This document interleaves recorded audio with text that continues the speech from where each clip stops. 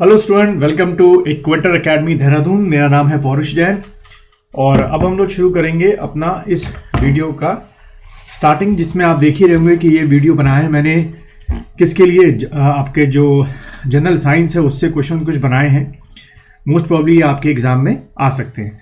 चलिए शुरुआत करते हैं।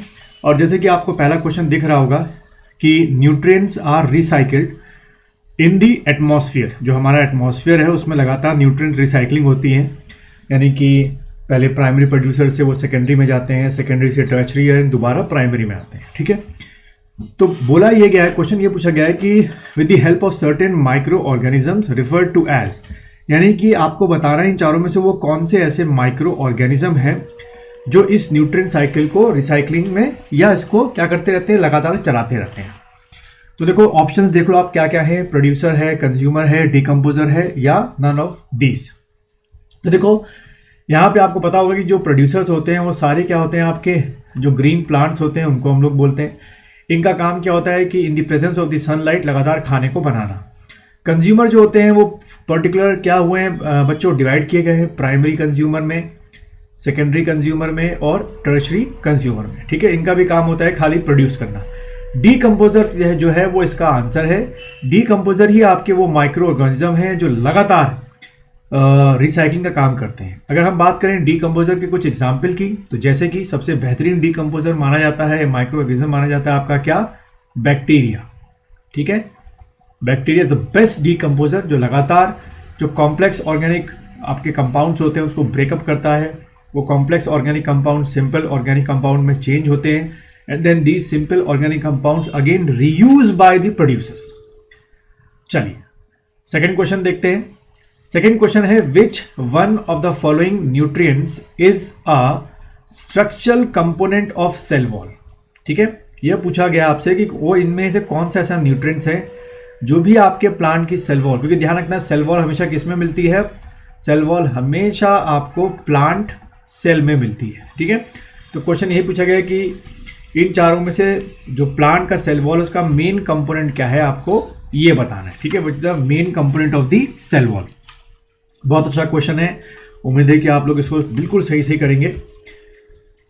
ऑप्शन आपको दिख रहे होंगे, मैग्नीशियम, पोटाशियम, फास्फोरस या कैल्शियम। चलिए आप लोगों ने आंसर डिसाइड कर लिया होगा। तो बच्चों इसका जो आंसर है वो है आपका डी, यानी कि calcium is the main component of the plant cell wall, भूलिएगा नहीं। चलिए आगे बढ़ते हैं, थर्ड क्वेश्चन देखते हैं। Which of the following is not a micro nutrient. देखो वर्ड को ध्यान दो, क्या पूछा गया है, माइक्रो न्यूट्रिएंट। ध्यान रखना एटमॉस्फेयर में आपका दो तरीके के न्यूट्रिएंट्स होते हैं, एक होते हैं आपके मैक्रो न्यूट्रिएंट्स और एक आपके होते हैं माइक्रो न्यूट्रिएंट्स। ठीक है, तो जो मैंने अभी वीडियो लेक्चर आप लोग के कोर्स के लिए तैयार किया आपके एग्जाम के लिए, उसमें सब कुछ दे रखा है डिटेल में, बायोलॉजी वाले फोल्डर में दे रखा है, पूरा वीडियो लेक्चर्स हैं, पीडीएफ फाइल है कि मैक्रो न्यूट्रिएंट्स क्या होते हैं, माइक्रो न्यूट्रिएंट्स क्या होते हैं। आप जब कोर्स को परचेज करेंगे तो आपको सारी जानकारी, सारी इंफॉर्मेशन आपके एग्जाम के पॉइंट ऑफ व्यू से आपको मिल जाएगी। चलिए फिलहाल इस क्वेश्चन में आते हैं। आपको बताना है कि इनमें से कौन सा नहीं है, यानी कि तीन जो है आउट ऑफ दीज थ्रीज आपके क्या है, माइक्रो न्यूट्रिएंट्स हैं, बाकी के तीन माइक्रो न्यूट्रिएंट, एक आपका माइक्रो न्यूट्रिएंट नहीं होगा। चलिए आप लोगों ने आंसर इसका सोच लिया होगा, बड़ा ही कैसे तो मेरे हिसाब से टफ भी क्वेश्चन है। यह है आपका इसका answer magnesium. Magnesium is not a micro nutrient, यानी कि आयरन एक माइक्रो न्यूट्रिएंट है, आपका मॉलिबेडियम एक माइक्रो न्यूट्रिएंट है और मैग्नीज एक माइक्रो न्यूट्रिएंट है, पर मैग्नीशियम माइक्रो न्यूट्रिएंट नहीं होता है। ये आपको थोड़ा सा ध्यान रखना है। चलिए अगला बढ़ते हैं क्वेश्चन 4 देखेंगे आप लोग। Which one of the following is not, question को ये बहुत पढ़ा करो आराम से कि नॉट पूछा गया है कि इस पूछा गया है, is not an essential micro nutrient for plant, यानी कि अगर वो प्लांट को ना मिले तभी भाई जो प्लांट का काम है वो आपका चल सकता है। Is not an essential micro nutrient of plant. तो चार ऑप्शन आपको दिख रहे होंगे, बोरॉन, पोटाशियम, सोडियम या मैग्नीशियम। ठीक है, आपको इसमें से बताना है कि कौन सा नहीं है। बहुत ही अच्छा क्वेश्चन है। चलिए बच्चों इसका जो आंसर है वो है आपका सोडियम। सोडियम जो है वो एसेंशियल माइक्रोन्यूट्रिएंट नहीं, माइक्रोन्यूट्रिएंट तो है बट क्या नहीं है, एसेंशियल माइक्रोन्यूट्रिएंट। ये एक बहुत बड़ा फर्क है। अगला क्वेश्चन देखते हैं हम लोग।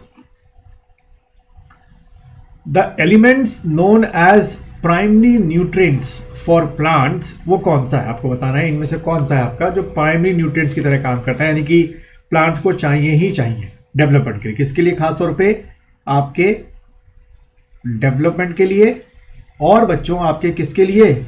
आपके ग्रोथ के लिए। ठीक है, आप देखिएगा, बड़े आराम से पढ़िएगा। ए बी सी डी में कौन सा हो सकता है?